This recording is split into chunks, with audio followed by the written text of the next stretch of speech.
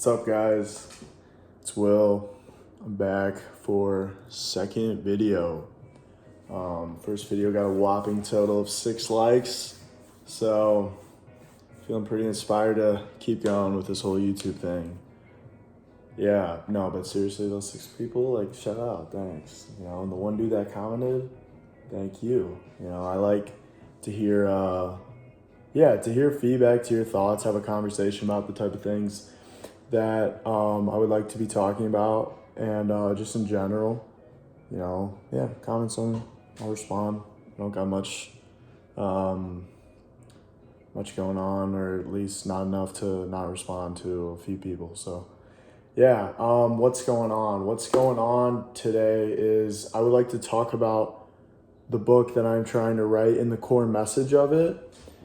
I don't believe I properly conveyed what that was in the first video, or at least I didn't touch on it too much. So I just want to get y'all up to speed about what that is and where I am at, as well as, how have the past couple weeks been looking, because I didn't start writing this book the other day when I posted that. I started writing this book about 3 weeks ago. About 3 weeks ago. So first week when I started writing, I prompted myself with a bunch of questions about, the core message of the book, the audience, structure, all these things. And I spewed out about 40 pages of written text, just response to all these questions, and all the points that I made kept circling around the same type of thing. And I believe it's important to document this, because as the time has gone on writing, the way that I'm conveying this has changed from what my original idea and standpoint was, at least structure-wise. So I've been trying to do my due diligence, because writing a book is hard. I actually tried to write a book in 7th, 8th grade.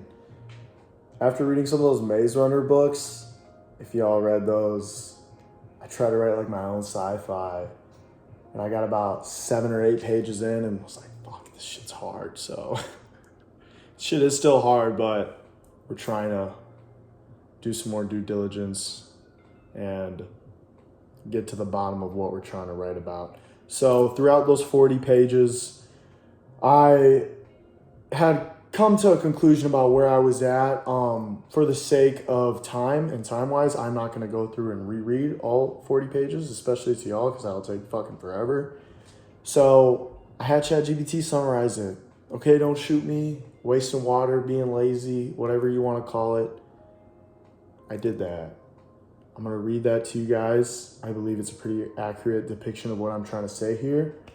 So this is, at its core, the book. This book, all right, so ready? First guest star, ChatGPT. Let's go. At its core, this book is about a simple idea.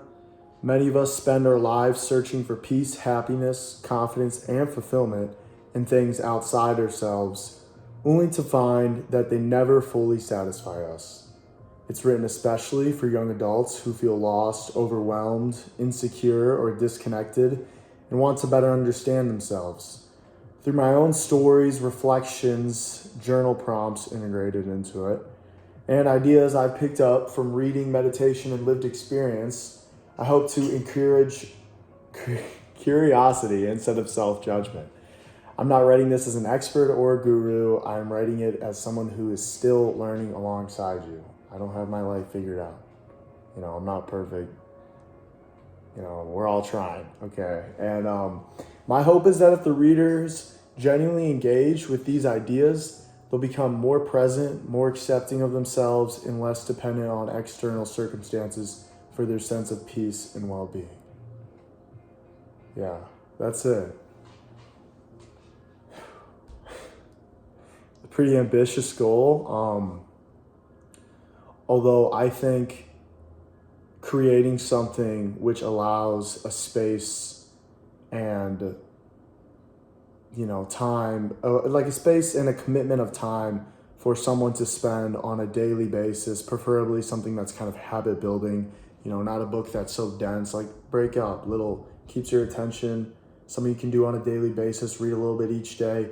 Anything that will allow someone to just slow down a little bit, self-reflect, ask them why they do the things that they do, why they feel the way that they do, why they think the way that they do. And just take some time to try to better understand their outside world, their inside world, and how those mesh, and how their perception can affect both in the way that they decide to interpret their life. For that's a choice, I believe. There was this one beautiful quote that I heard when I was first getting into this, which was like,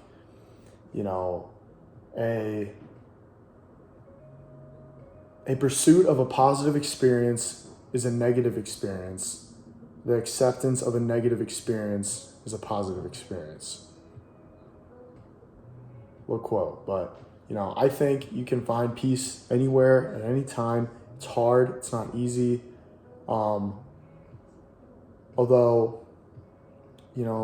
I am someone who has just got fed up with the certain type of cynical cycle where I was constantly pursuing, my own peace and happiness from things outside of myself, just constantly waiting. I think I lived a lot of my life with a certain restless avoidance of what was really going on internally, because no one, ever taught me how to deal with it. So, I pursued things like I talked about, like smoking weed all the time, doing like addictive behaviors. Like, this is very common in a lot of people. And, it's hard to handle, like, your internal world. And I believe it's really important. I think handling your internal world makes external world easy. External world, you're just doing. Internal world, that's hard. That's challenging. I've had some of my most challenging moments just sitting with my emotions and thoughts, 20 times more challenging than studying for a test, give my whole ego thing, but doing really hard, challenging workouts, studying, it's all an internal battle, I believe. And I think it's about time, that a lot more people realize that, or at least focus on that. That's my opinion, though. That's where I'm at. And some people might choose to believe that is true. Some people might disagree. Comment, let me know what you think. I'm not here to try to tell you what the right way to live your life is or how to be in this world. I'm just trying to share what's worked for me and what I believe could be of benefit to other people. So, yeah, it's my goal. Pretty ambitious, but just a little space to reflect for anyone who picks it up. I want them to feel comfortable and feel like they're talking to a friend, just like I'm trying to do these videos. And just be honest, be open, be real, trying to encourage the reader to do the same within the journal prompt reflections that I'll naturally try to integrate and flow throughout it. So yeah, that's where we're at. And week 2 and week 3, I've been actually starting to write the book, and I'm now at a point in the book where I am where I don't know where I'm going with it, I'm about like 16, 17 pages in. First 16 or 17 pages were more of an autobiography type of style of writing, and that wasn't what I was planning on doing. Like 100% autobiography from my middle school years to high school years till all the way up into the point going into college where I started to, read and meditate and do all these things on a consistent basis. Just to share my own insecurities and, what led me to that point, where I decided to pursue reading and meditation and why I took it as far as I did. So I'm now at that point where I'm writing and we're just starting, this is like kind of the real shit where I want to start talking about all the different types of spiritual experiences in a way, just life experiences and, things that I've learned from that time going forward, and how I'm going to express all of that and convey all of that, I'm still not for sure.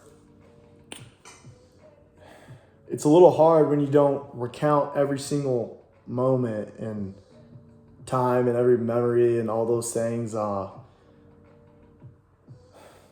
So we'll see. I'm not for sure exactly how I'm going to go about it, but I heard this quote, and I'll leave y'all with this. I heard this quote by Anne Lamott, a famous writer, and you all should watch this podcast if you're writing at all. It's beautiful. It's called Writing Advice Every Writer Should Hear, Anne Lamott interview. Okay, and she re-quoted this by E.L. Doctorow, another author. Just added a little tidbit into it, but she said, or technically he said, writing was like driving at night in the fog with the headlights on. You can only see a little ways in front of you, but you can make the whole journey that way. Okay, cool. We're in the fog right now. Headlights are on. We're gonna keep going. It's 4:55. Maybe I'll post this today or tomorrow. And yeah, we're gonna keep driving. So sweet. Thanks for checking in, guys. Later.